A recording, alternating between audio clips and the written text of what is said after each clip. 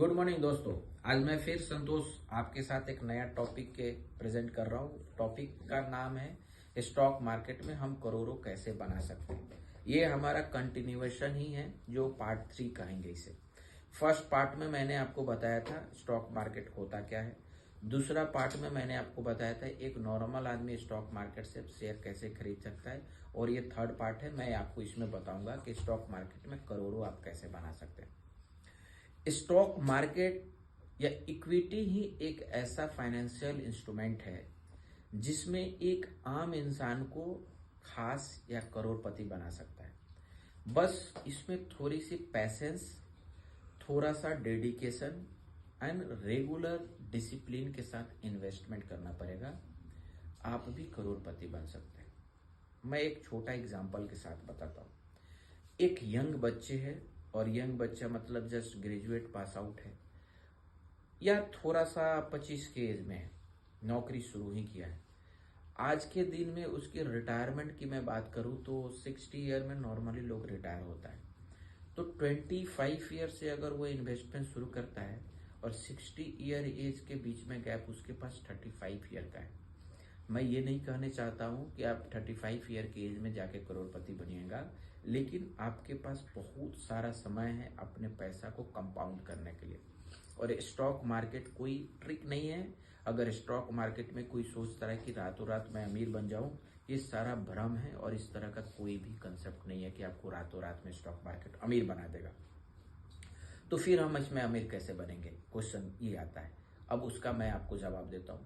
अगर कोई भी आदमी किसी भी कंपनी के बारे में जानता है कि उसकी भविष्य बेटर है, कैसे जानेगा? आपके डे टू डे यूजेस के हिसाब से आप जान सकते हैं।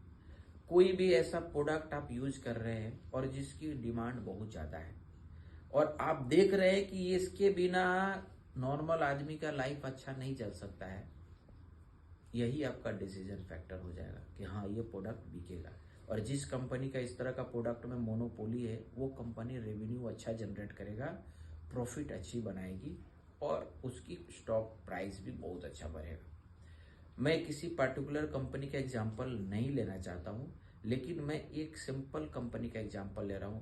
अगर कोई भी इंसान किसी भी अच्छी कंपनी का शेयर को एसआईपी मोड से इन्वेस्ट कर रहा है और continue 20 to 30 year at the rate of CAGR 15% return कमा रहा है, तो उसे करोड़पति बनने के लिए केवल 10 साल लगेगा, केवल 10 ईयर।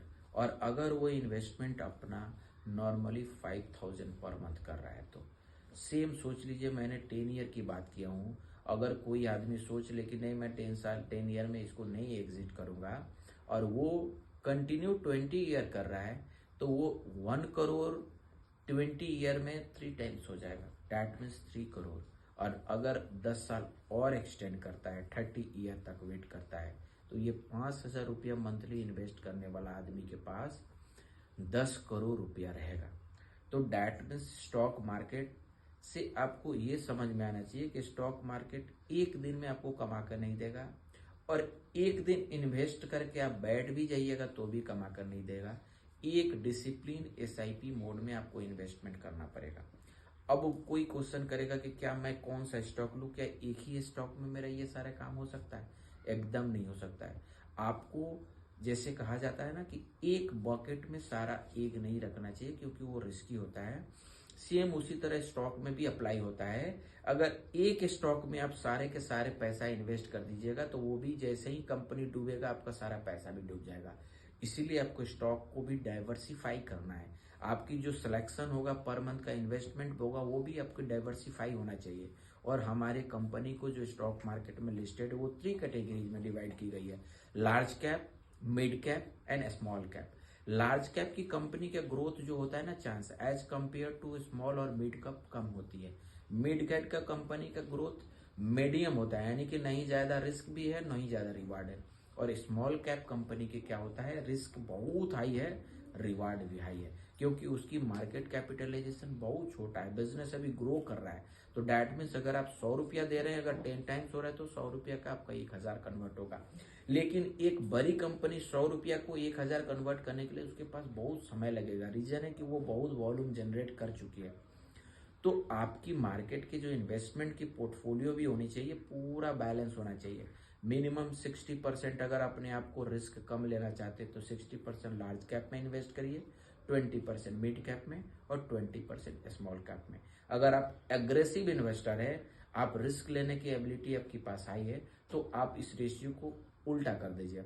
60% स्मॉल कैप में, 20% लार्ज और 20% मिड कैप।